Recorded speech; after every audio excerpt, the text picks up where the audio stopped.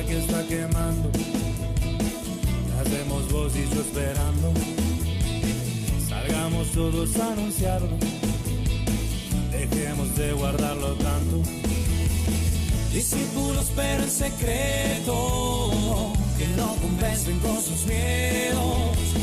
Necesitamos venga el fuego, que a lo más viejo haga nuevo. Abran las puertas.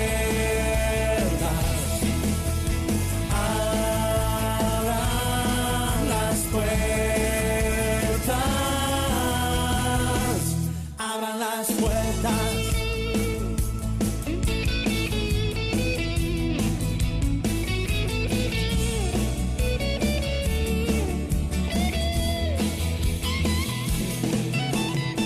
Desenvolvemos las sandalias, recordemos ser peregrinos, que esta noticia no se guarda, hoy desbordemos los caminos. Nos envió el resucitado, que a los confines dijo vaya, no es cosa de estar encerrados, lo que se ha visto no se calla.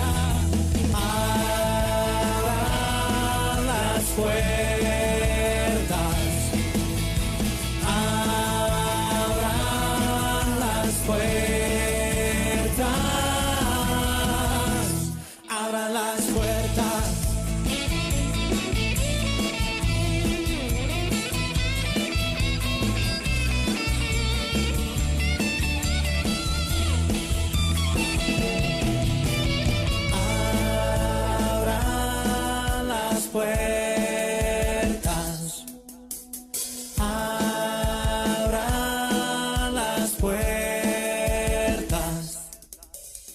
abran las puertas.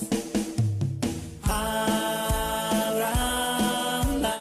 Buenas tardes a todos, aquí estamos otra vez nuevamente, acá mi compañero se está tomando unos mates, bienvenido. Con los manos en la masa, sería así. Sí.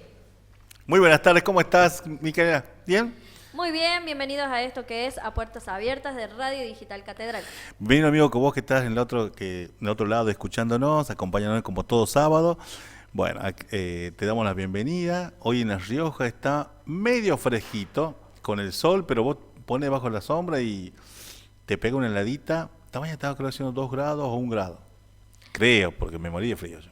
No, sí estaba fresquete, pero igual con el solcito estamos, está pasable como para salir a pasear. Ah. Como todo día sábado. ¿Saliste a pasear entonces? Bien, Pablito. ¿Pablito se portó? No, sigue trabajando, pero salimos solita. Hay avisos. Sí, a ver, contame. Te quería comentar antes de que empecemos este ciclo especial, porque hoy nos toca en este sábado, ciclo especial con el padre Jorge Hilal. Y queremos mandarle un saludo al padre Jorge Hilal, que siempre está predispuesto a seguir informándonos, ¿no?, en esto que es la Sagrada Escritura. Exactamente, así que muchas gracias, padre, por siempre estar ahí presente con nosotros y por hacer este aporte solidario.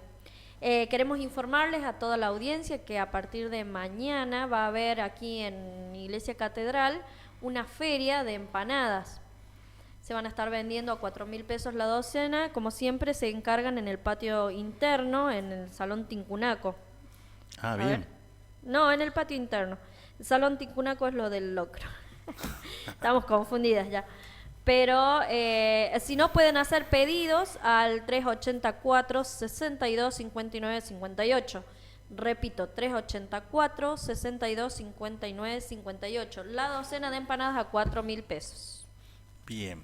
Bueno, esta semanita que pasó estuvo bastante activada el tema de movernos ante el frío. Y es ante este corazón que creo que lo tenemos dormido, por decirlo de una manera, de trabajar todos juntos, ¿no? Sabés que este miércoles fue 7 de agosto, el día de San Cayetano, y la comunidad se juntó a hacer un beneficio. De todos los grupos juntaron para hacer platos para llevar a aquellas personas carenciadas, y bueno, nos salió re bien. Quiero felicitar a toda la gente que se movió, el grupo Esperanza, que cocinó, a las cocinas que hicieron arroz, se repartieron, entre los grupos se repartieron para tener las bandejas, alguna gente estuvo desde temprano, a las 5 de la tarde, achando leña para cocinar, o sea que el miércoles estuvo muy activo. Después un videíto que pasaron por el grupo de la comunidad, donde estaban todos emplatando, digo yo lo llamo así, emplatando, preparando los platitos descartables con la comidita para enviar a la gente. Y cantaban. Yo me emocioné y creo que me dio un poquito de envidia porque no puedo. Salí muy tarde a trabajar ese día. Pero qué lindo ver que estamos todos juntos trabajando por aquel que lo necesita. Y justamente hoy es 10 de agosto, es día de San Lorenzo. San Lorenzo, día del ¿no? diácono. Del Fue un diácono y un mártir. ¿no? Bueno, algún día podemos ver bien, más detalladamente el tema de cómo murió, fue martirizado en una parrilla, en fin. Mientras tanto, enviamos saludos a nuestros queridos diáconos, ¿no? Sí, hay una frase que dice justamente San Lorenzo, que dice que el mayor tesoro de la iglesia son los pobres y las personas desamparadas. Es el tesoro de la iglesia, ¿sí? Entonces ayer también yo creo que fuimos todos Lorenzo el miércoles, tratamos de llevar ese platito de comida a la gente más necesitada. Y ahí floraron muchas necesidades. También te comento que aparte de esta buena obra que hicieron el miércoles, hay un chico que aparte hace también estas obras de beneficencia una vez a la semana. Es un chico que no pertenece a ninguna comunidad de la iglesia, en ningún lado, sino que él dio a conocer que él con lo que trabaja y con lo poquito que tiene, por ahí prepara platos de comida y viene y reparte a gente que es carenciada. Esos trabajos se agradecen mucho y hay que reconocerlos, la verdad. No me acuerdo en este momento el nombre del chico, lo voy a buscar después, pero también fue muy fuerte ver el servicio que prestan gente que no conocemos y gente que conocemos, como lo que pasó el miércoles, que fue de entregar comida. No fuera solamente comida, sino que también hubo familias, salió a florecer mucha necesidad y hubo personas que necesitaban ropa, necesitaban calzado, colchones. Y apareció un colchón de 2 plazas, un colchón de 1 plaza y media. O sea, mucha necesidad. Sí, entonces qué bueno que hemos salido al encuentro de esas personas, ¿no? Me sentí contento y bueno, mandé un saludo diciéndole felicidades y por esto que se está logrando, porque es importante. Pero quedo choqueado porque bueno, se nota que hace un montón no salíamos. Y más cuando al día siguiente, el jueves, me encuentro con Mariano, no le voy a decir el nombre, dije Mariano, y me cuenta que cuando fueron a entregar la comidita, estas personas estaban preparándose el matecito, que iba a ser lo que iban a cenar. Y entonces fue muy fuerte. Y lo sentí así porque así lo transmitió Mariano, me lo transmitió. Entonces, qué bueno, qué lindo. Ojalá que podamos hacer más seguido esto. Ojalá que nos podamos juntar como comunidad y brindar el servicio y el acompañamiento a estas personas. No solamente te digo con comida, porque por ahí ya te convertís en asistencialismo, se dice así, ¿no es cierto? Sí. Solamente una ONG, que llevemos también la palabra de Dios ahí. Esos corazones que, no sé, capaz que no entiendan o capaz que no conozcan a Dios o capaz que están desesperanzados. Podemos hacer un poco de esperanza nosotros con estos gestos, ¿no?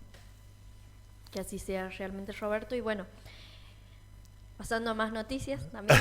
Dale. También hay un locro que se va a realizar, también acá en nuestra misma iglesia, en la catedral. Ese locro va a ser para el mañana también, domingo 11. Va a estar la porción 4.500. Ese es el locro del santuario, se llama. También pueden realizar el pedido al mismo número de las empanadas, sino a 384 41 48. Parece que dice, no me sale bien acá el número. Mejor lo dejemos con 384 62 59 58, porque acá se comieron un número, les falta. Así que, bueno, 4.500 la porción, viene con pancito y queso. ¿Apa? Eso sí, ya lo he probado, viene con cebollita de verdeo, tiene panceta, suele tener bastante cosas. No soy muy amante de la panceta, pero sí es muy rico y es también, todo esto son lo que se recolecta, es para beneficio del templo, para poder hacer algunas mejoras, algunos cambios. Estamos necesitando sonidos, estamos necesitando luces en las partes de lo que es el camarín. Bueno, por ejemplo, también, el domingo también se entregaron, los heraldos colocaron las lamparitas que se había conseguido. Ah, bien. 4, 7, creo que 4 y 7, 11 lamparitas, o algo, más o menos, pero creo que faltan algunas. Pero, o creo que consiguieron todo, ya están puestas. Tendría que ir arriba y ver. Pero bueno, es un gesto comunitario, está muy bueno. Así que bueno, como verás, estamos de a poco sumando y moviéndonos un poquito, ¿no? Creo que estábamos dormidos y está bueno que nos empecemos a despertar. También comentarles que hoy sábado, como todos los sábados, se reúne la Acción Católica, así que bueno, así darles la bienvenida como siempre. Se reúnen todos los sábados de 21 horas a 22:30, así que están invitados los jóvenes a participar de esto que es la Acción Católica. Están abiertos a todas las edades, te comento un poquito de eso. Ah, bien. Porque dice adulto el flyer, adulto de Acción Católica, y en la reunión tuvimos variedad de gente, de edades, no eran muchos, y bueno, fue un lindo encuentro, el primer encuentro fue lindo, y bueno, están todos invitados a sumarse. Vos ahí mordiendo, como siempre, bueno, en todos lados. No contés, no digas así porque parece que vos eres polifuncional y nada que ver. Y hago mi apoyo, soy de la Acción Católica, soy oficializado desde los 18 años. O sea que hace 5 o 6 años. ¿Diácono también sos? No, todavía no. No. ¿Pero estás en proceso? No, tampoco. Ah, ya menos. Estoy en tiempo de, ¿cómo se dice? ¿De receso? En receso estoy. En receso invernal, todavía no terminó. Gracias. Así que bueno, a toda la gente que está escuchando por ahí, la Acción Católica ha abierto nuevamente los encuentros, el segundo encuentro. Y bueno, estamos practicando para cantar esta noche, así que bueno, no sé cómo saldrá. Así que vos también te invito, a todos los que están escuchando, les invito a esto que es una familia, ¿sí? Algún día nos vamos a explayar un poquito más. Y te cuento que hoy viene también Aldana. No le voy a decir qué va a ser una sorpresita para la gente que está escuchando, voy a saber. Así que bueno, Aldana también me va a compartir. Pero, ¿qué te parece si vamos a la pausa? Porque ya padre Jorge está ahí esperando en la puerta, quiere hablar, está desesperado por hablar. Vamos entonces con una pausa musical en esto que es A Puertas Abiertas de Radio Digital Catedral.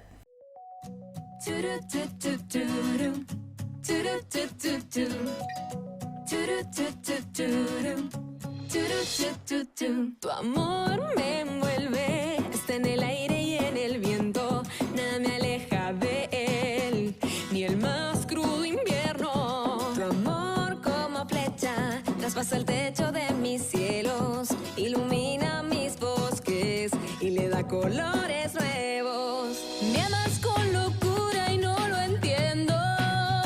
Tú eres grande y yo tan pequeño. Soy feliz porque me amas, porque yo no hice nada para que esto suceda. Tú primero me amas. Soy feliz porque me amas, porque yo no hice nada para que esto suceda. Tú primero me amas, me amas, me amas, me amas.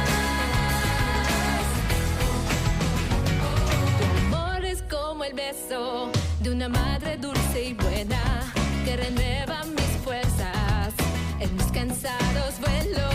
Tu amor me calienta, es abrazo fuerte y tierno que me cuida y protege, me abriga en el silencio. Tu amor cuando caigo me levanta,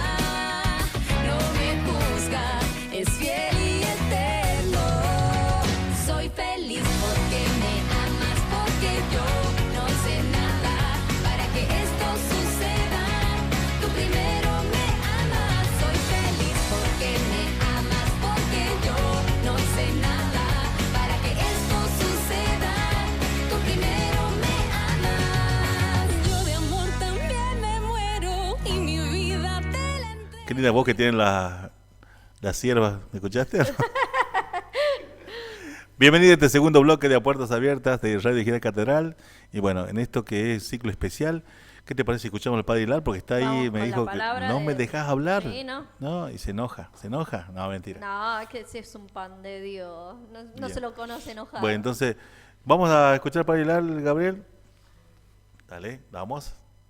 Queridos hermanos, ¿cómo están? Nos reencontramos después de este mes de julio, de las vacaciones, de haber celebrado con mucha alegría, con mucha fe, los 90 años de la creación de nuestra diócesis, después de haber celebrado también a nuestros queridos mártires el 18 de julio en Chamical, el 27 de julio a Wenceslao en Sañogasta, en Chamical a los sacerdotes Carlos de Dios Murias y Gabriel Longueville, y el 4 de agosto pasado a Monseñor Angelelli en Punta de los Llanos. Estos acontecimientos, estas celebraciones que renuevan nuestra fe y nuestro impulso misionero, que también la palabra, esta palabra que iluminó, que impulsó, que llevó al testimonio de los santos, de los mártires, a, a dar luz con esta palabra a la vida de muchas personas, a llevar la justicia, la paz, la solidaridad, la unión, que siga siendo hoy en nuestros días, en nuestras comunidades también, lo que nos impulse a seguir viviendo con fe, con esperanza el Evangelio, a seguir viviendo con amor nuestra fe como comunidad en el servicio, especialmente a los más necesitados, a aquellos que, como dice el Papa Francisco, pueden ser más olvidados, más descartados, más desplazados de nuestra sociedad. Muchas veces están lejos de nuestros hogares, muchas veces están cerca de nuestros hogares, ¿no?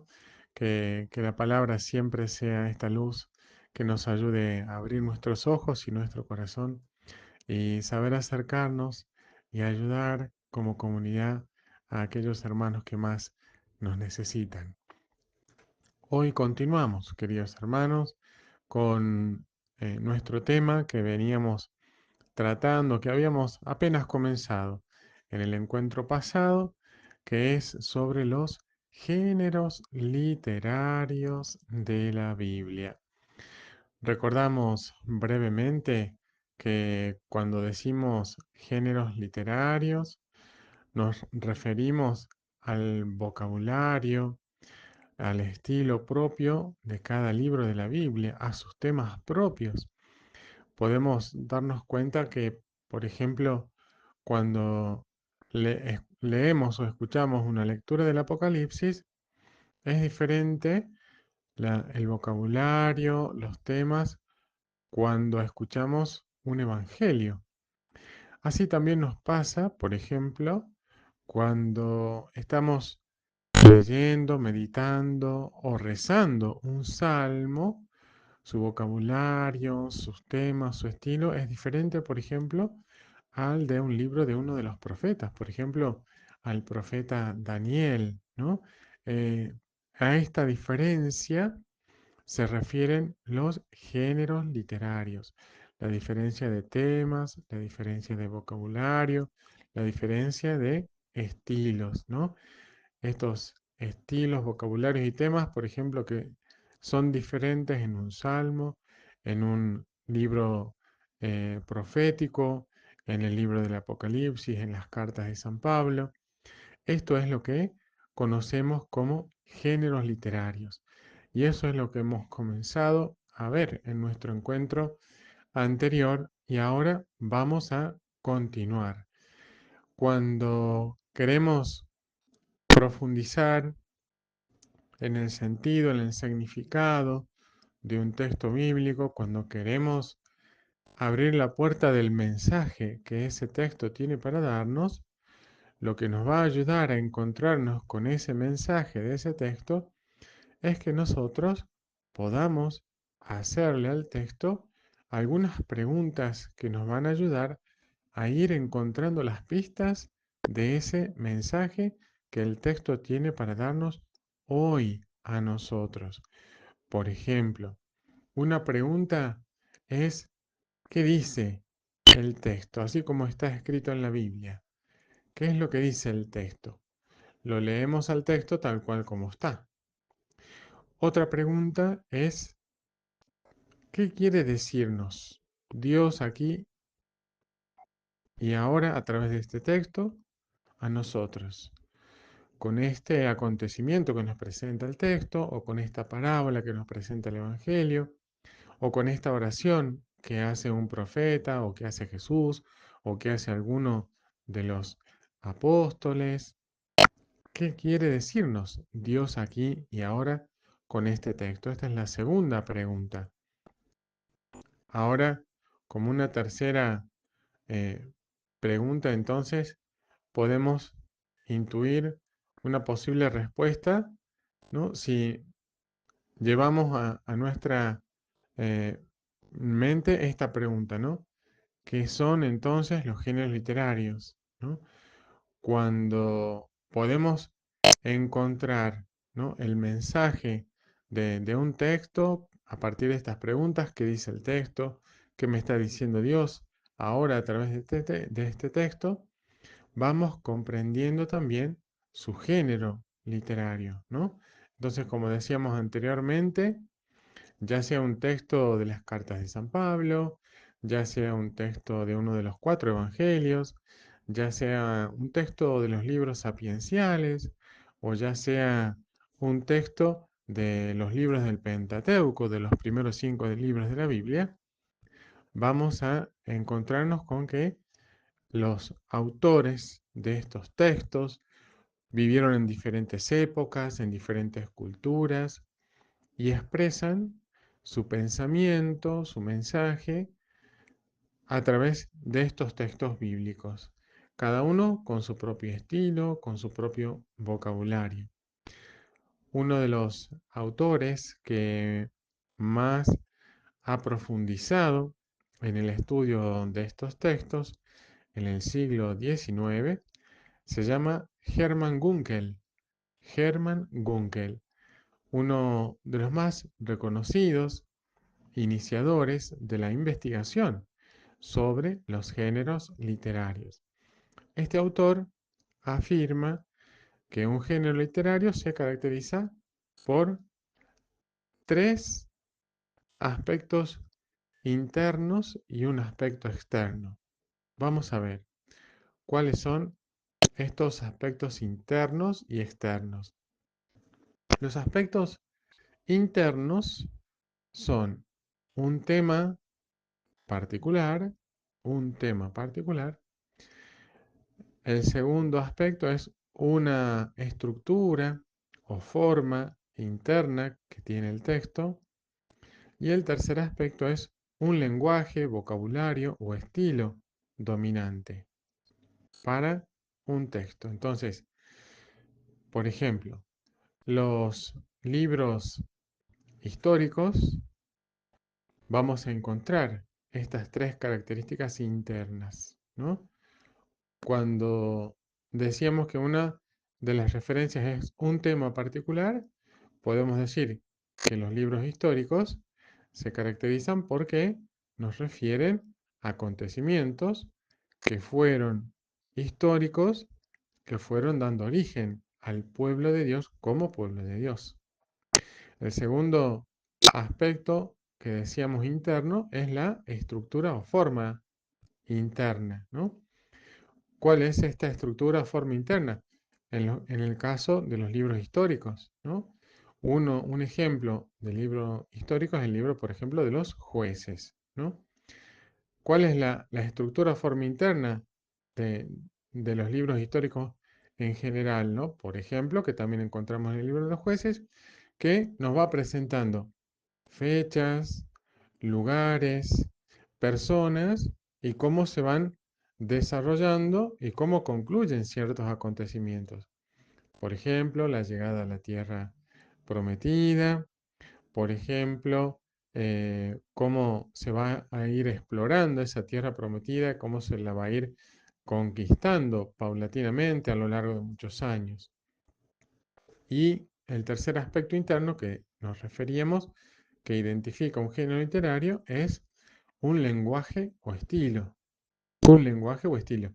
En el caso de los libros históricos, algo propio de los libros históricos es referir lugares geográficos, nombres de lugares geográficos, nombres de personas, fechas, presentar cómo se van dando ciertos acontecimientos, cuáles son las personas que van interviniendo en esos acontecimientos.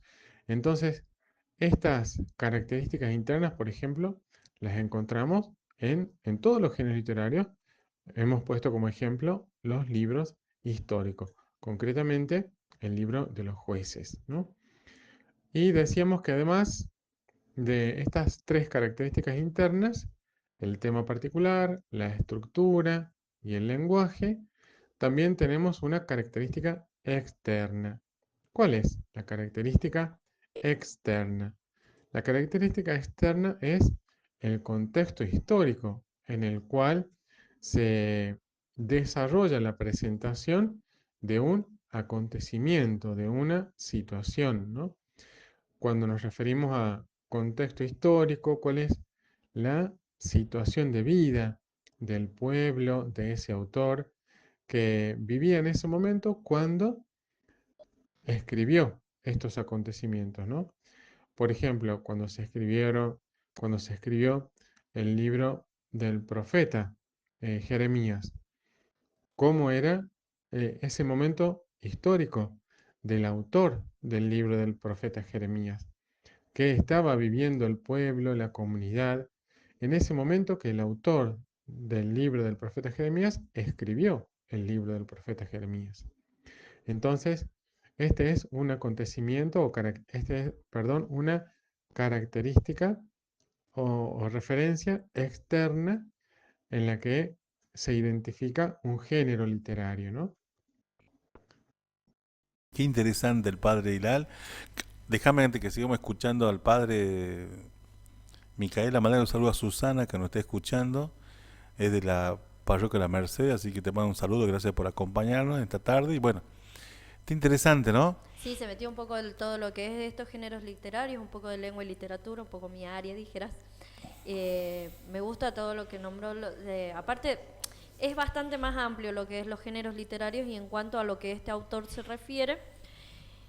Y más sobre todo en los hechos históricos y cómo se subdividen y todo lo demás, pero está muy bueno el enfoque, por así decirlo, bíblico en este sentido, de lo que estamos viendo, de lo que es la palabra, ¿no?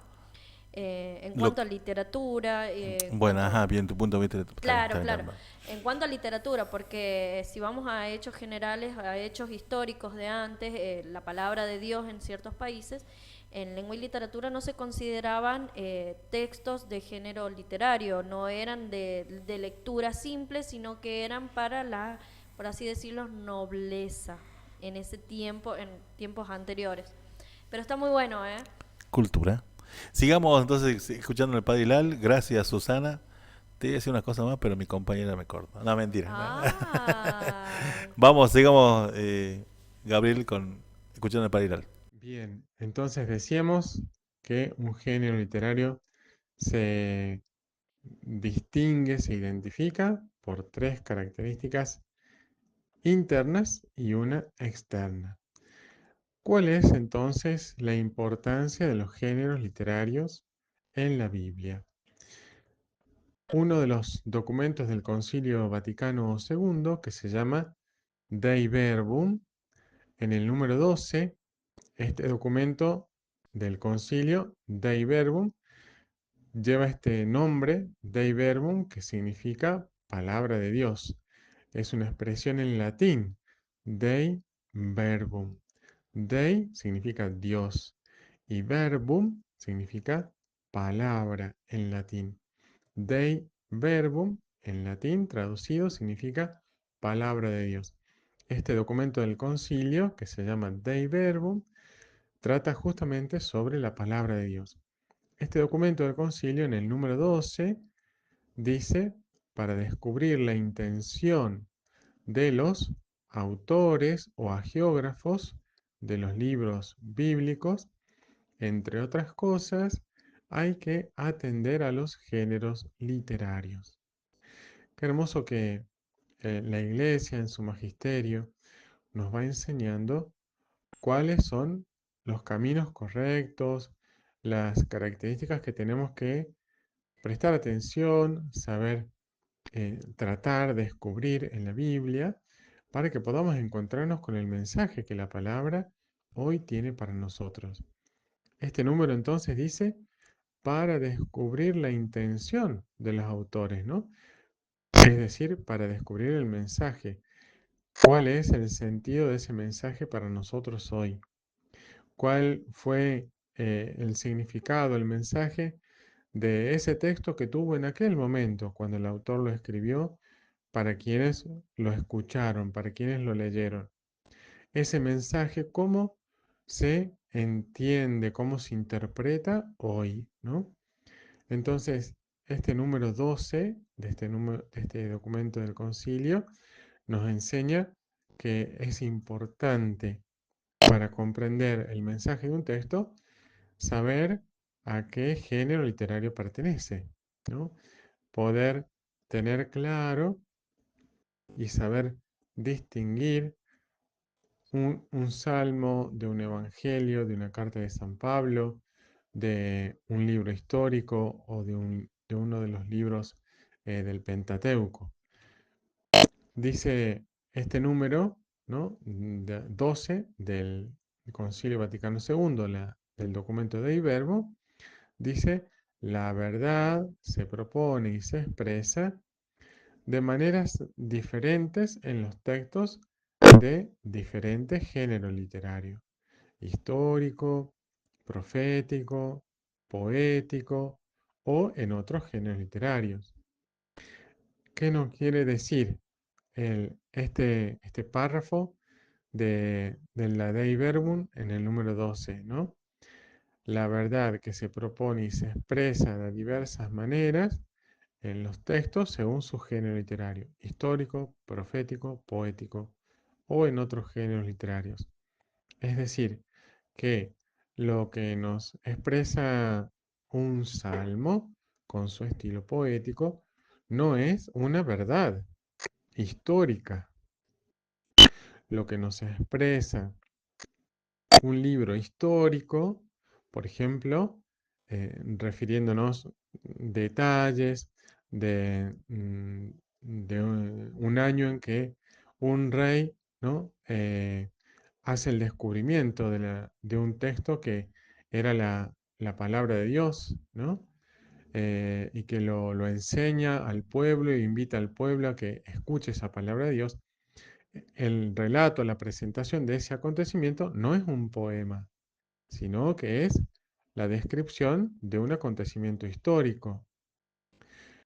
Por ejemplo, cuando en el libro del Apocalipsis se nos habla de signos, de símbolos, de colores, ¿no? Se nos habla, por ejemplo, de lámparas, de estrellas, de color, de caballos de color blanco, de caballos de color negro, ¿no?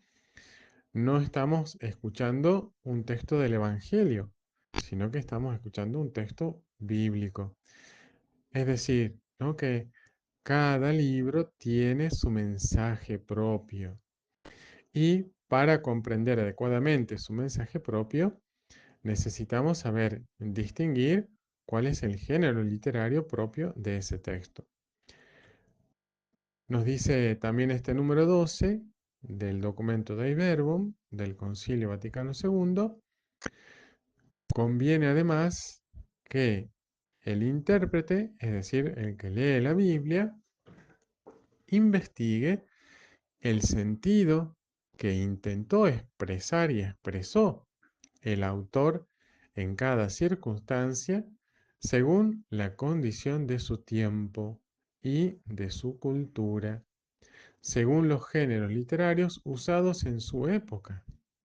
Es decir, ¿no? Que un autor de un texto que está escribiendo una parte del libro del Génesis en el siglo X antes de Jesús. Este autor, en el siglo X antes de Jesús, ¿cuál era la forma de escribir que tenían en su época, en su tiempo? ¿Cuáles eran las formas, las ideas, el vocabulario con el que expresaban ese mensaje que querían transmitir? ¿Y por qué nos hacemos esta pregunta? Porque un autor, por ejemplo, de otro texto del libro del Génesis, que se escribió no en el siglo X antes de Jesús, sino, por ejemplo, en el siglo VI antes de Jesús. Este autor, que escribió en el siglo VI antes de Jesús una parte que después quedó en el libro del Génesis, ¿cuál era esa forma de escribir en ese tiempo? ¿Cuál era esa forma de transmitir una idea que tenía este otro autor, que estaba en otro lugar, que estaba en otra ciudad, que posiblemente tuvo otra formación, ¿no? Entonces, cada autor tiene su propio estilo, vocabulario, forma de escribir, ¿no? Entonces, nos enseña la Iglesia que para comprender el mensaje de un texto es muy importante y nos ilumina mucho, nos ayuda mucho conocer la realidad cultural, social, histórica a lo largo de toda la historia de la salvación en la que tuvieron su contexto los diferentes autores de los libros bíblicos, ¿no? Como poníamos el ejemplo, es diferente un autor que escribe en el siglo VI una parte del libro del Génesis, tiene un vocabulario, un estilo propio, quizás con una cultura propia, y es diferente a un autor que escribió en el siglo X una parte del libro que quedó en el Génesis. Entonces, cada uno de ellos, con su cultura, con sus tradiciones familiares, sociales, eh, tiene un estilo propio, ¿no? Entonces, la iglesia nos dice es importante tener en cuenta estas diferencias porque nos van a ayudar a entender mejor cómo se expresaban las ideas en cada época, ¿no? Por ejemplo, el concepto de amor en el siglo VI es diferente o es el mismo que el concepto de amor en el siglo X, ¿no? Del amor de Dios, por ejemplo, ¿no? O el concepto de justicia, ¿no? El concepto de justicia, cómo se expresaba, cómo se vivía en la época de Jesús y cómo se expresaba, cómo se vivía en el siglo VIII antes de Jesús, ¿no? Entonces, cada uno de los autores de los libros bíblicos tenía su propio contexto cultural, histórico en el que vivía, en el que fue también educado, y ese contexto histórico, cultural, educativo, también se refleja, se transmite en la forma en que ellos comunican ese mensaje. Nos sigue enseñando este número 12 del Concilio Vaticano II del documento Dei Verbum, para entender rectamente lo que el autor sagrado quiso afirmar en sus escritos, hay que atender cuidadosamente tanto a las formas nativas usadas de pensar, de hablar, de escribir en sus tiempos propios, como las que en aquella época solían usarse en el trato cotidiano, ¿no? Entre las familias, en la vida social, ¿no? Aquí con esto nos dice, nos enseña la iglesia que hay un estilo, un vocabulario para dirigirnos verbalmente, oralmente, en nuestro trato cotidiano con las diferentes personas. Hay otro, otra forma, ¿no? De transmitir esas ideas por escrito, esos pensamientos, hay formas distintas de pensar, como recién poníamos el ejemplo de la idea o del concepto del amor, de la justicia, de la fraternidad, ¿no? Cada época va teniendo su propia evolución, sus propias ideas, sus propias formas para presentar una idea, un concepto sobre cualquier tema, ¿no? Por ejemplo, de estos que mencionamos, ¿no? Sobre el amor, sobre la justicia, sobre la fraternidad, sobre el servicio. Entonces, un género literario, como venimos hablando, tiene sus eh, características que lo van identificando o englobando en tres grandes formas de géneros literarios, ¿no? Ahora venimos viendo cuáles son las características que identifican un género literario. Ahora vamos a ver cuáles son los grandes grupos de los géneros literarios, ¿no? Hay tres principales géneros literarios. Tres principales géneros literarios. Después tenemos también subgéneros, ¿no? Pero vamos a comenzar por los tres grandes géneros literarios. El primero es el narrativo o épico. El segundo es el lírico. Y el tercero es el dramático. ¿A qué nos referimos cuando decimos el género lírico? Este género expresa principalmente sentimientos y se caracteriza por el empleo de la composición en verso. Por ejemplo, el género lírico lo vemos en los salmos o en las poesías, himnos que vamos encontrando a lo largo de la Biblia. Este es el género lírico. El género narrativo es el que presenta historias vividas por personajes, que pueden intervenir estos personajes mediante diferentes diálogos. Y el género dramático, ¿no?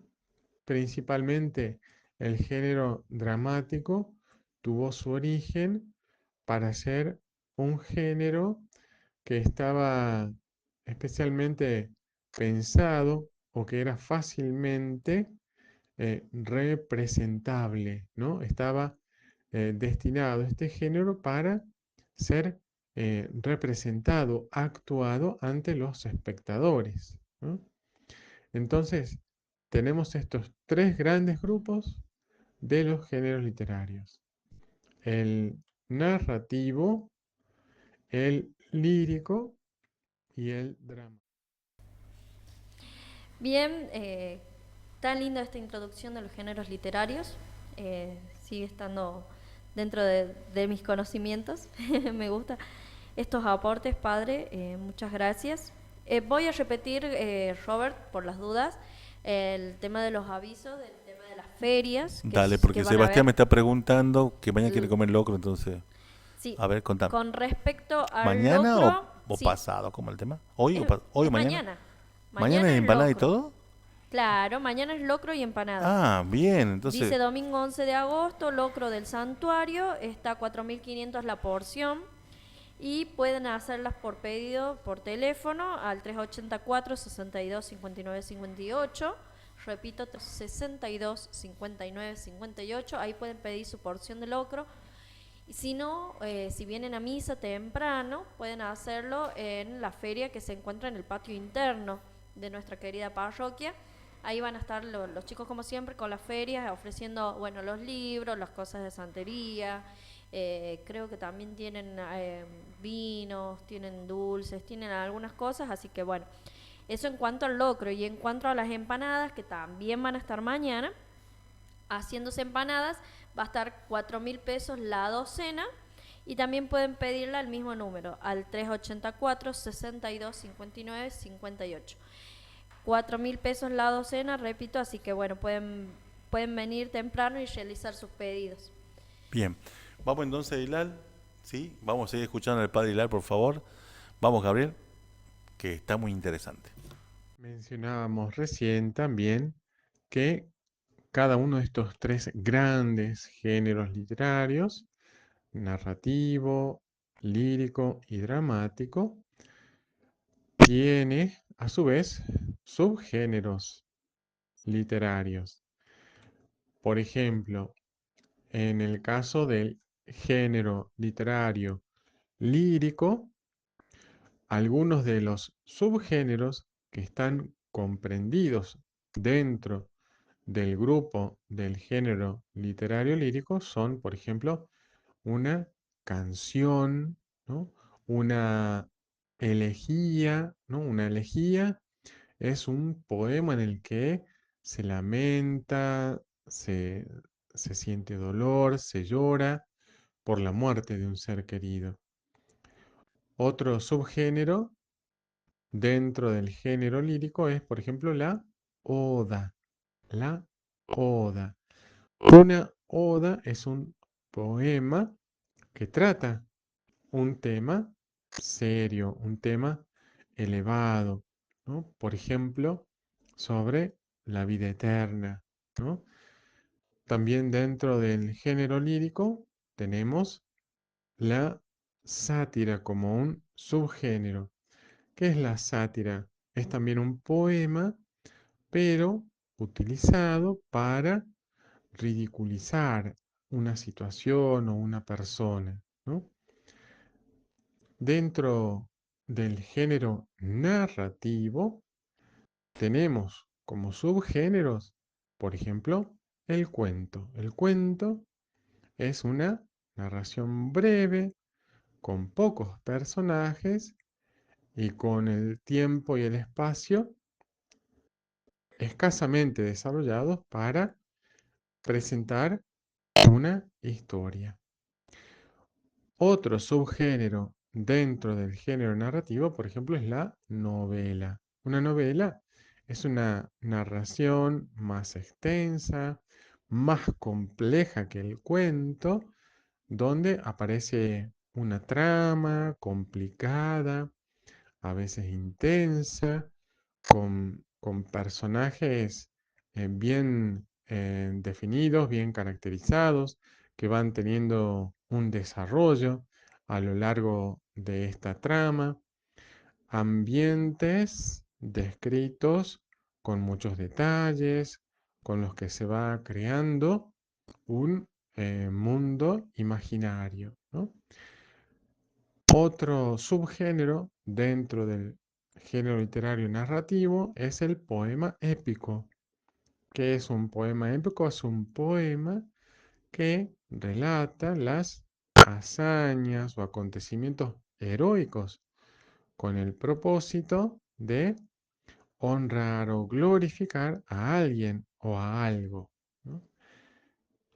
Dentro del género del drama o del género dramático, por ejemplo, tenemos la comedia.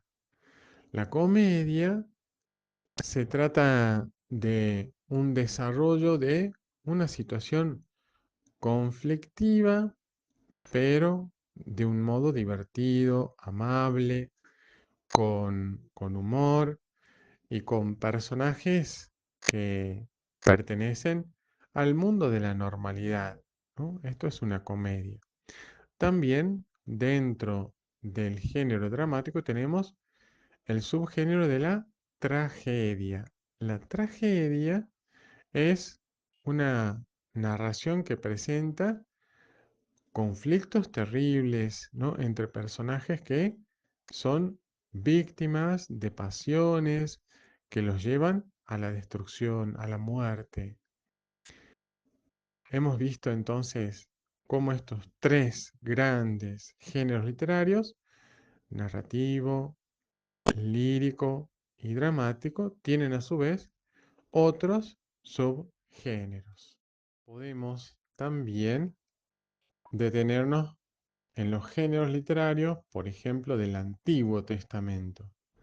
Vamos a- a enfocarnos principalmente en este momento en el Antiguo Testamento y vamos a tratar de entender, comprender, descubrir, profundizar en los géneros literarios de los libros del Antiguo Testamento.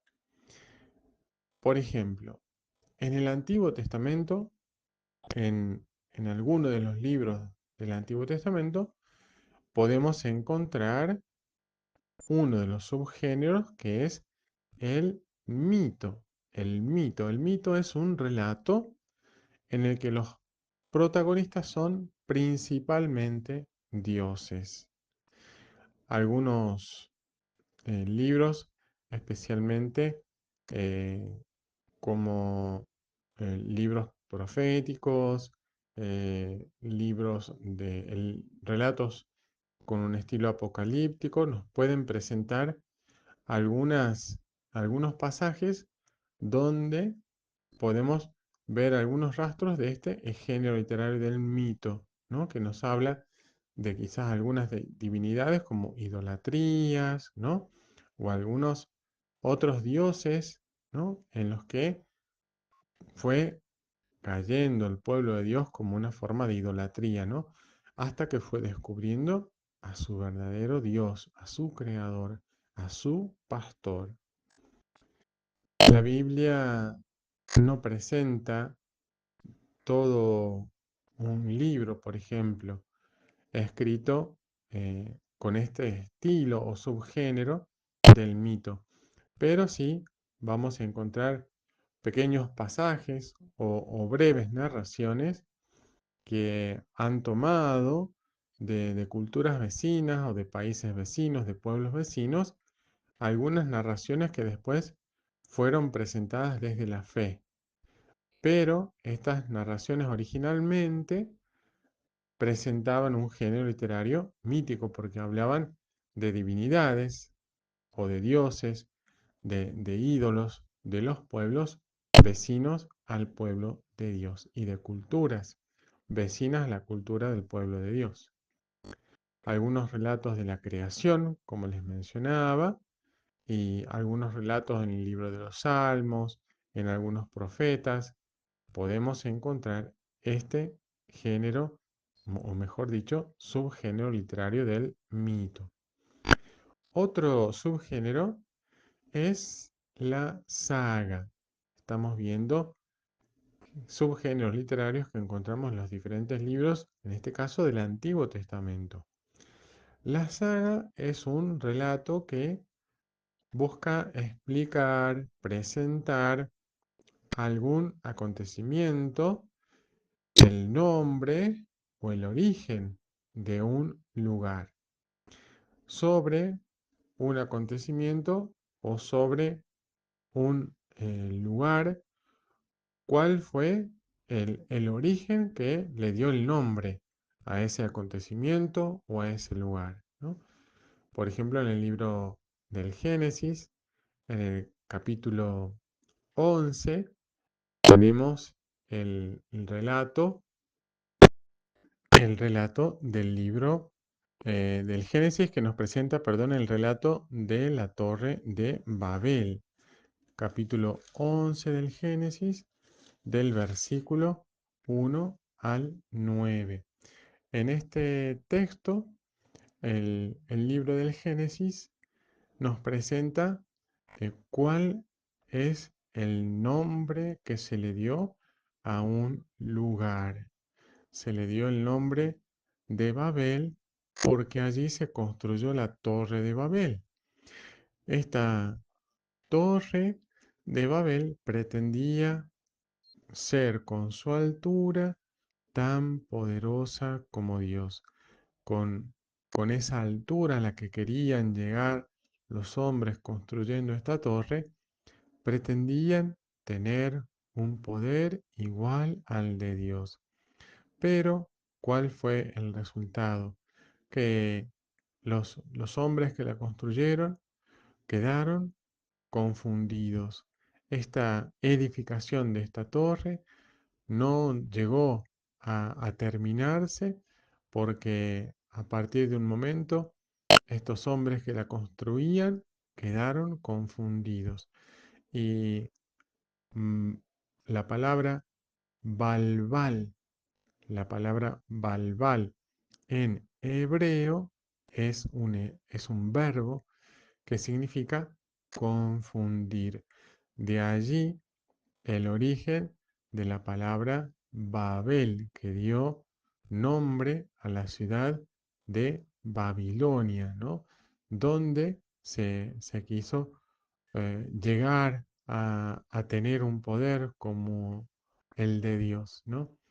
Quienes habitaron esta ciudad, quienes rigieron esta ciudad, quisieron ser tan poderosos como Dios, pero quedaron confundidos por por esta confusión, que en hebreo es la palabra Balbal, lleva el nombre la ciudad de Babilonia, que es allí donde se construyó la torre de Babel. Entonces, este texto del capítulo 11 del libro del Génesis, del versículo 1 al 9, nos explica por qué a ese lugar se le dio el nombre de Babel. Otro género literario que encontramos en el Antiguo Testamento es la leyenda. La leyenda. ¿Cuál es el tema que presenta una leyenda? Es un tema siempre relacionado a la fe, religioso. Y el contexto de la leyenda son los hombres en relación a los lugares santos, donde se manifiesta lo divino. Por ejemplo, el llamado de Moisés ante la zarza, eh, Moisés cuando recibe los mandamientos en el monte Sinaí, es decir, siempre que hay una manifestación de Dios a través de alguno de los patriarcas o de los profetas, ¿no?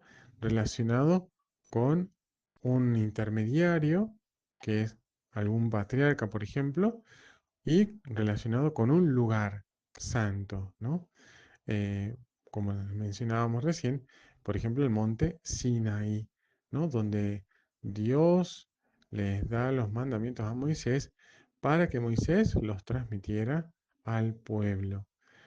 Por ejemplo, podemos encontrar textos en el Antiguo Testamento que tienen este tipo de narración de la leyenda en el libro del Génesis, capítulo 22, que nos presenta cuando Abraham va a sacrificar a su hijo Isaac, pero Dios le dice que no tocara a su hijo, que con ese testimonio que había dado Abraham de escuchar y de seguir la palabra de Dios, Dios tenía una prueba clara de la sinceridad, de la honestidad, de la obediencia de Abraham. Mencionábamos recién también la novela. La novela decíamos que es un relato más extenso que un cuento.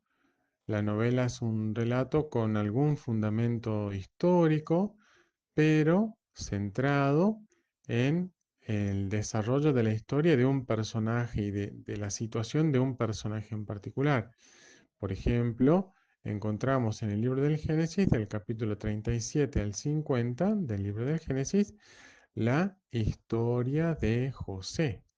La historia de José, cómo él es envidiado y despierta los celos de sus hermanos, cómo sus hermanos lo venden, lo entregan, ¿no? Lo abandonan para que sea comido por las fieras, pero después es encontrado por unos comerciantes, es vendido a los egipcios y cómo después se va ganando con los años la confianza del faraón, llega a ser uno de los principales ministros del faraón, y cómo José después recibe a sus hermanos sin que lo reconocieran a José, sus hermanos que van a pedir alimentos a Egipto porque en su tierra había mucha escasez, mucha sequía.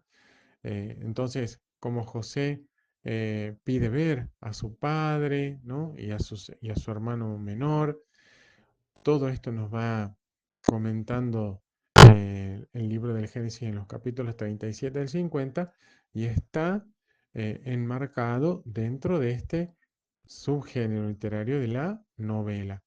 Este subgénero literario también lo encontramos, por ejemplo, en el libro de Ruth, en el libro de Judith, en el libro de Esther, ¿no? Estos relatos de los acontecimientos que van desarrollando estos personajes que generalmente terminan en un acontecimiento muy importante para el pueblo de Dios, ¿no? Cómo Dios se vale de distintos personajes. En este último caso que he nombrado, son tres mujeres, Ruth, Judith y Esther, que van a tener esta participación tan importante, tan fundamental como instrumentos de Dios en la historia de la salvación. Otro ejemplo de subgénero literario que encontramos en el Antiguo Testamento son los discursos. Los discursos. Los discursos no buscan convencer a través de razonamientos o de argumentos, sino que atraen por la fuerza de las imágenes que transmiten los autores en sus discursos. Por ejemplo, el discurso de Moisés, los diferentes discursos de Moisés, por ejemplo, los discursos de Pedro en los Hechos de los Apóstoles, muchos los discursos o enseñanzas de Jesús, los sermones, ¿no? En el Evangelio de Mateo, por ejemplo, tenemos diferentes discursos y enseñanzas de muchos autores que principalmente se identifica este género literario por las imágenes de los autores de estos discursos. Luego tenemos también como otro subgénero literario la literatura profética. Decíamos que la profecía, los autores de los libros proféticos vivieron en diferentes circunstancias, en diferentes lugares, se encontraron y profetizaron sobre diferentes acontecimientos de la historia de la salvación del pueblo. Y por eso también dentro de los libros proféticos o de la literatura profética, vamos a encontrar también otros subgéneros.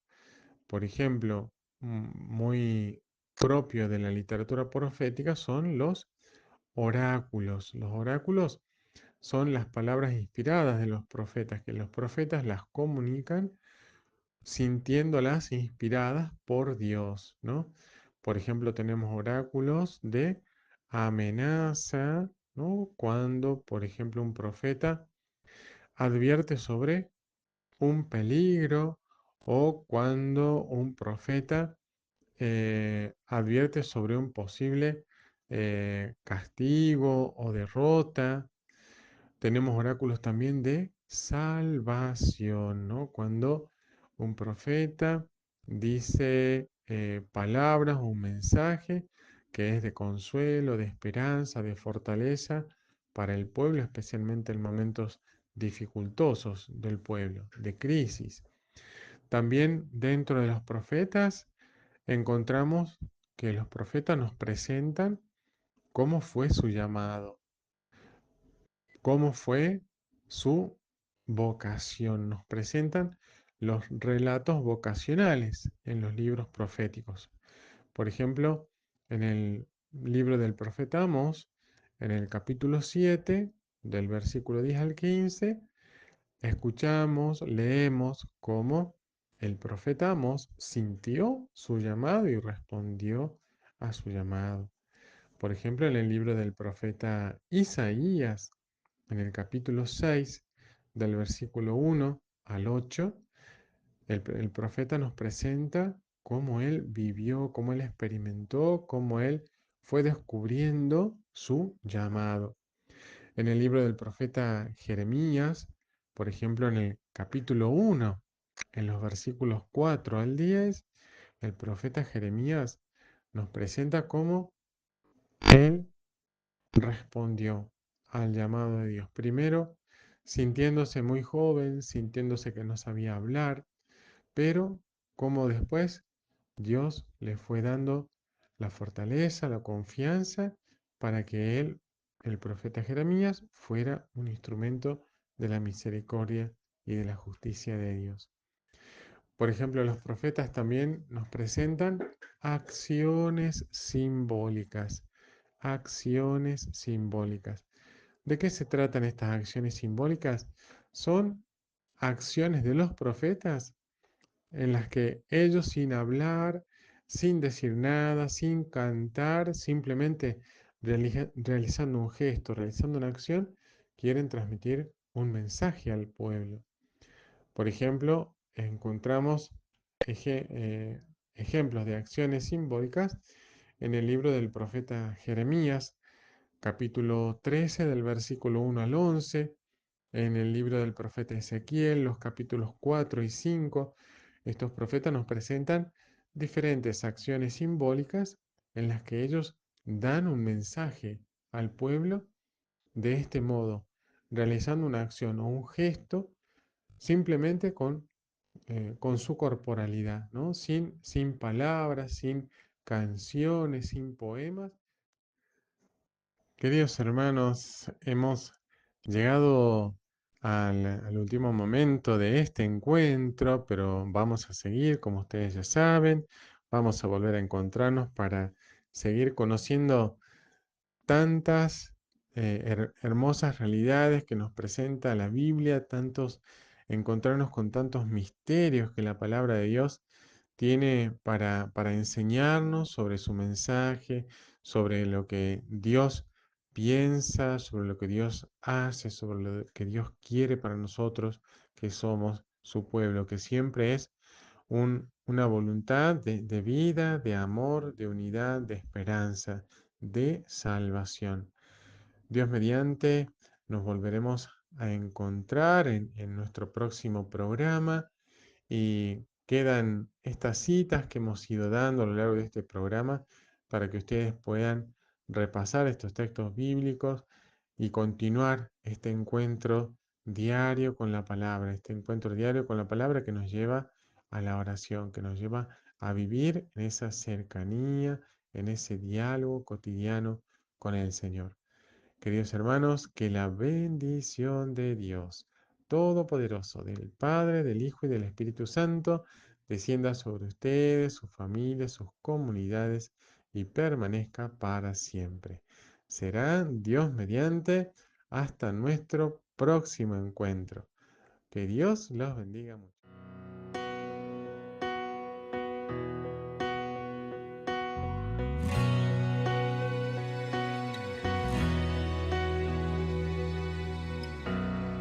No es autosugestión,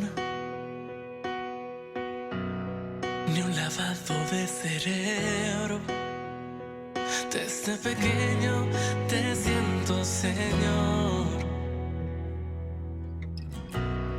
Tampoco es una leyenda, no,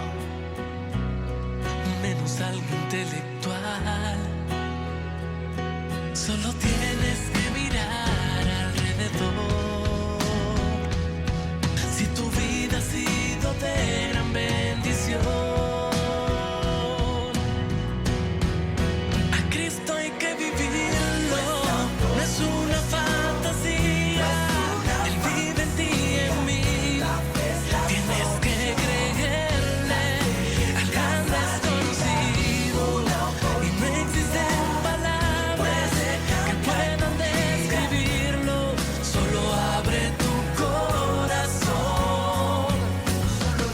solo déjate abrazar para conocerlo. A Cristo hay que vivirlo, hay que vivirlo.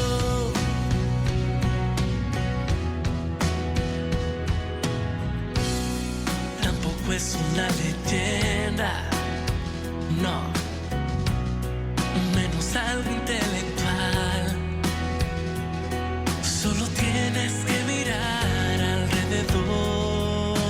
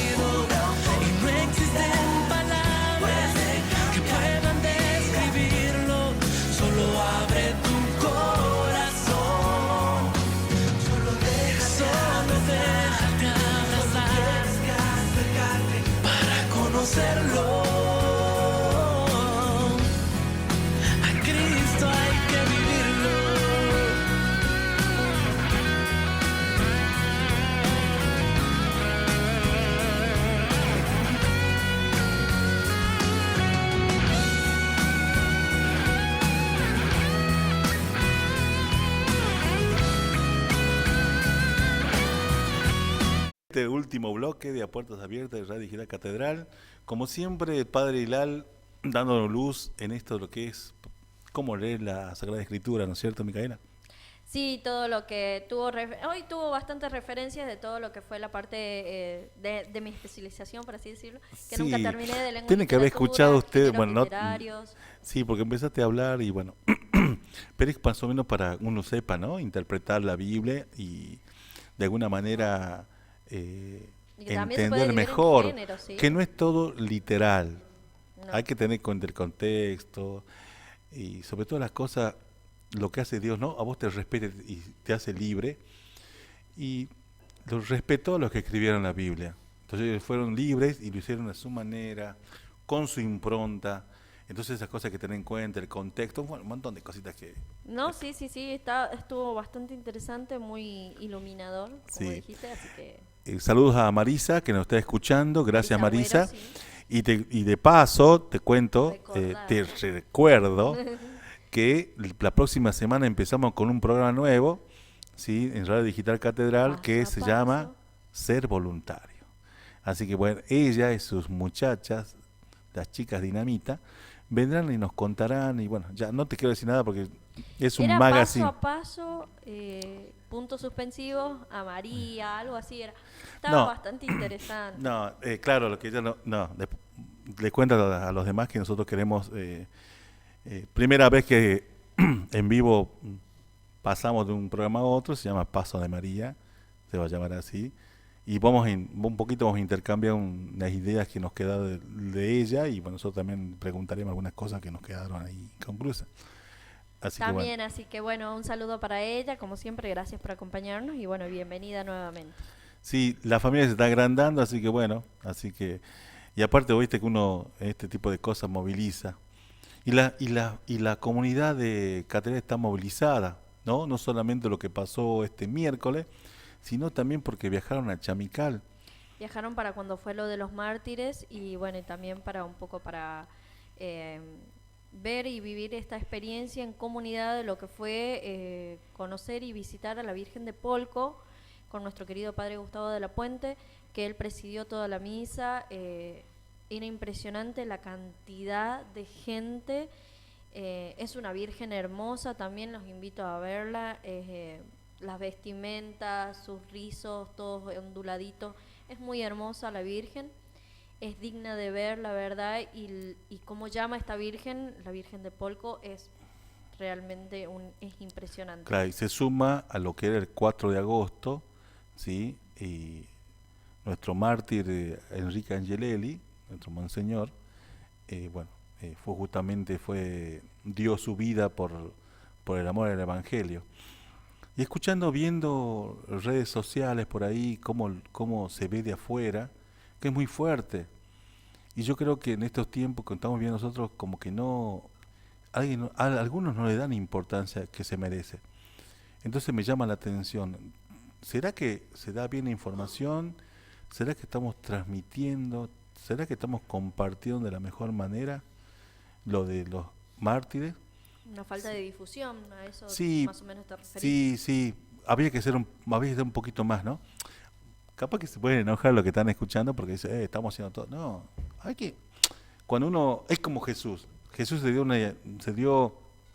siempre nos enseña que él justamente enseñaba de una forma distinta, mediante parábolas, mediante cuentos, ¿sí? Entonces, por ahí necesitamos otra manera, ¿no? La pedagogía para enseñar lo que son mártires.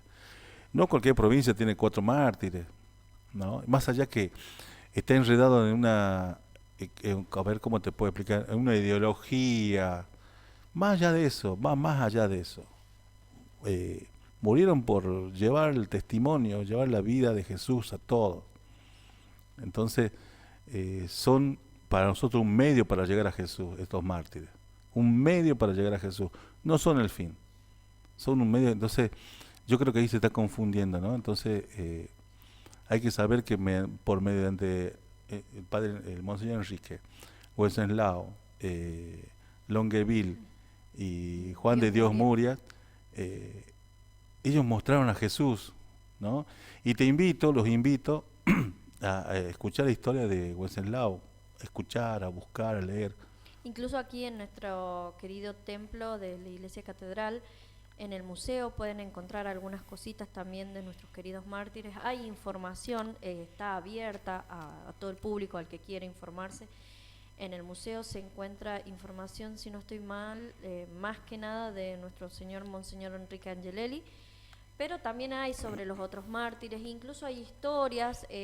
Vamos a tratar de ver si podemos conseguir a nuestro padre Roberto Querolo, que nos acompañe. Él tiene bastantes anécdotas. Te cuento que la semana pasada tenía que venir él, no vino porque se confundió, así que me dijo que le avisara, así que ahora tengo que llamar y decirlo, bueno, no todos los días, pero hacer recordar que tiene que estar.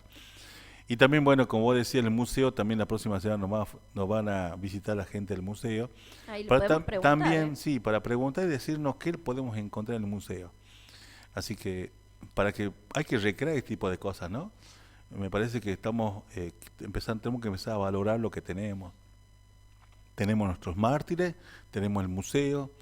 Y separar los tantos, ¿no, Robert? Por ahí dejar un poco claro de que a pesar de que detrás de nuestros queridos mártires haya habido, digámoslo así, cuestiones políticas, porque fueron cuestiones por eso te decía políticas, ideología. hay que tratar de saber separar que a pesar de que ellos estuvieron involucrados en estas cuestiones políticas, ellos fueron ¿Estuvieron involucrados o estuvieron...? Fueron partícipes, por así decirlo, no fueron... ¿Vos estás segura? Eso es lo que pasa. Claro, hay muchas historias. Hay muchas historias. Yo tengo historias, por ejemplo, versiones de mi abuelo, de cuando él era joven. Su punto de vista. Claro, hay distintos puntos de vista. Y bueno, había cuestiones políticas de por medio, sí, pero no eran por parte de ellos, sino eran por parte de la parte de otros, ¿no? Y por otro lado también hay que ver que los que estaban en el gobierno de facto, así o no sé, en ese momento, sí. En ese momento, también se hacían varios tipos de cosas, ¿no? Cuando vos no te podés decir que no a ellos. Entonces por ahí te hacen el armado. Como lo está pasando a nuestro expresidente. ¿Entendés? Hay cosas que son irrefutables y hay cosas que son versiones. Entonces hay que saber. También estaría bueno, hay una pregunta que me gustaría hacerle. Apá, no sé si le hace... cuando Micaela pregunta y todos tiemblan, ¿no es cierto? No sé si se la haría al obispo o incluso al papa. ¿Al iglesia, papa? Claro, la iglesia tendría ¿Tenés que el estar teléfono del contacto? Podría ser, ¿eh? Bueno. Guarda, ¿eh? No, pero ¿la iglesia debería estar involucrada políticamente? La palabra política significa hacer bien. ¿Se entiende? En realidad, política es... Bueno, la palabra política significa hacer bien. Siempre tiene que estar involucrado. Siempre tiene que ser partícipe de ese hacer bien. Ahí está. ¿Sí? Y hay que tener cuidado. Por eso te digo, a veces cuando uno está hilando por ahí hay que tener cuidado. ¿Sí? Y a veces, escuchame, podés quedar embarrado, pero sin querer. Porque eso fascina a la gente, la morbosidad fascina a la gente. No sé, mira. No soy muy política, yo odio la política. Sí, pero por ejemplo, en la vida de nosotros también, si tenemos un compañero, por ejemplo, que él no está de acuerdo con el actual gobierno y piensa lo que dice y lo escrachan. Sí. Fue escrachado. ¿Es justo o no es justo? No, la verdad es que no. Entonces, ¿entendés? Hay cosas y cosas. Entonces, nosotros tenemos que ir para tratar de hacer el bien. Hacer política, hacer bien. Nosotros tenemos que ir de una así. Y pensar bien. Hay que pensar bien. O sea, no me refiero a uno como laico, ¿no? Sino me refiero a la iglesia en sí, a los sacerdotes, a las monjas, todo eso me refiero a la parte de... ¿Vos te diste cuenta que la iglesia católica es la que está más expuesta? Sí. Si uno estornuda mal, sí. ¿no es cierto? Si sos de la iglesia católica, otro reconoce, escándalo. ¿Se entiende? Sí, eso sí. ¿Por qué? Porque... El ojo del huracán. Claro, pero hay que tener en cuenta que los que estamos acá en la iglesia católica, los que van a misa, los que viven hace montón en su servicio, no son gente perfecta, ¿no? La conversión es un proceso, ¿se entiende? No, entonces jamás... Cuando me llamaron yo no tengo ni idea de política, pero sí, te entiendo. Entonces, eso, no hay que pensar que... Vos nunca tenés que pensar o enaltecer que, ay, mirá, Osvaldo va a la iglesia, qué lindo, ay no, qué chico santo. No, no es santo. Está en ese camino. Entonces, cuando vos le pones un título a algo, ya no se tiene que bajar ese título. Bueno, pero seamos realistas, Roberto. Todos hoy en día caminamos con un rótulo en la frente. Eso es realidad. Depende. No depende de nada. Depende. Vos, donde te vean, y si alguien te conoce, vos tenés un rótulo en la frente. Roberto es ¿de Méndez. De la iglesia, del que trabaja ahí, el chorito de la esquina. O sea, sos. Un rótulo tenés. Estamos en una sociedad que está acostumbrada a rotular a las personas. ¿Y en qué momento llegamos a hablar de todo esto, no? ¿Te das cuenta? ¿No es cierto? ¿No? Nos desviamos mucho. Es tu culpa. No. Pero justamente vos que estás escuchando ahí es justamente hay que ser... tratar de decir las cosas como uno las ve y tratar de estar abierto, ¿no? A lo que pasa hoy en día. Así que bueno, como siempre, la señora Andrada nos está mandando mensajes y dice que las cortemos ya porque ya nos fuimos de tarro, así me está mandando, justamente estoy leyendo. Así que bueno, le vamos a saludar a la señora Andrada que le extraña un montón. Y a todos nuestros queridos, bueno, recordar que hoy es el Día del Diácono, así que mandarles un saludo nuevamente, reiterarles el saludo. Que tengan un excelente día, que San Lorenzo los acompañe. Mandemos un saludo a quién.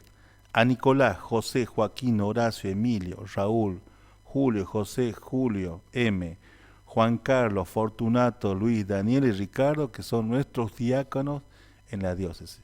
Les mandamos un abrazo, que los San Lorenzo los acompañe y les siga dando fuerza para este camino, porque también la deben por ahí.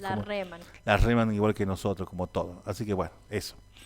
Muchísimas gracias a todos y bueno, gracias querida audiencia por estar del otro lado y por escuchar nuestros delirios. Tuyos. Sí. No. Está bueno. Este aporta bien justamente. Vos podés escuchar, hablar, pensar lo que decís y es lo que tenés adentro.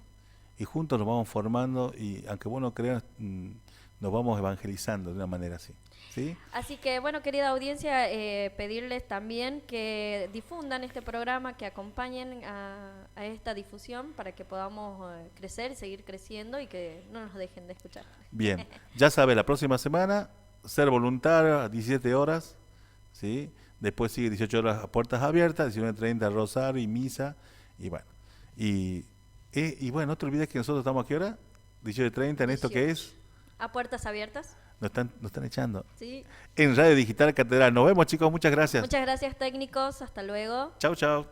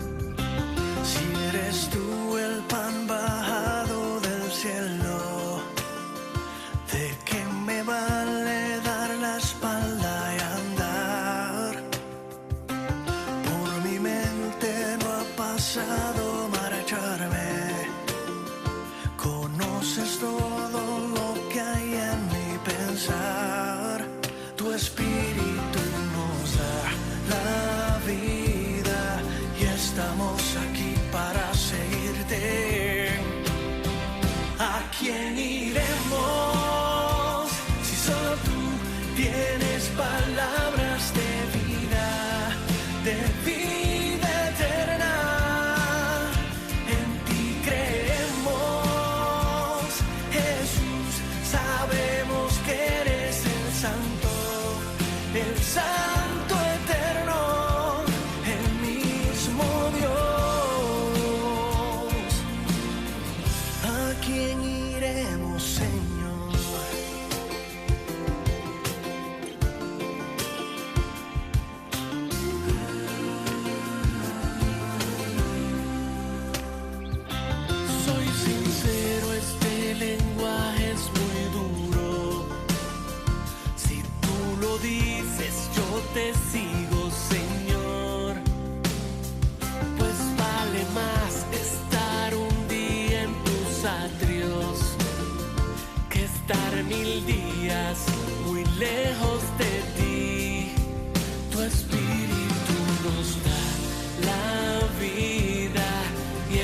estaremos aquí para seguirte.